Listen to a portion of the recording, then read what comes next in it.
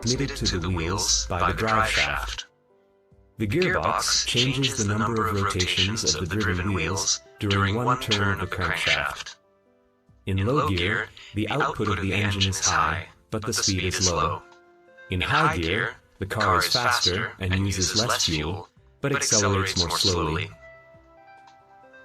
The most common type of engine used in cars is the four-stroke Otto engine. It converts the alternating vertical motion of the pistons into the rotation of the crankshaft.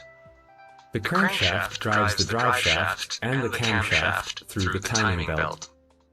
The camshaft operates the valves which ensure fuel intake and the expulsion of exhaust gases through a coordinated rhythmic opening and closing.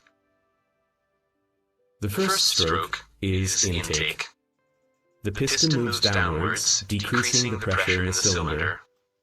The intake valve opens, and a mixture of air and fuel flows from the carburetor into the cylinder. The second stroke is compression. Both the intake and the exhaust valves are closed then.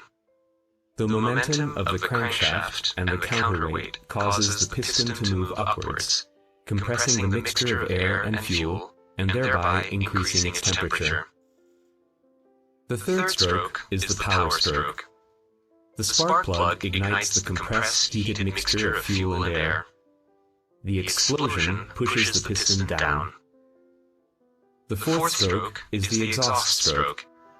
The piston moves upwards, the exhaust valve opens, and the exhaust gases are expelled. As you can see, the linear motion of the piston is converted into the rotating motion of the crankshaft in the engine. The energy necessary to move the piston is provided by the combustion of fuel. The fuel used in the four-stroke Otto engine is petrol. An important attribute of petrol is the octane number. The higher it is, the higher its boiling point. Therefore, it can be compressed more, resulting in greater efficiency.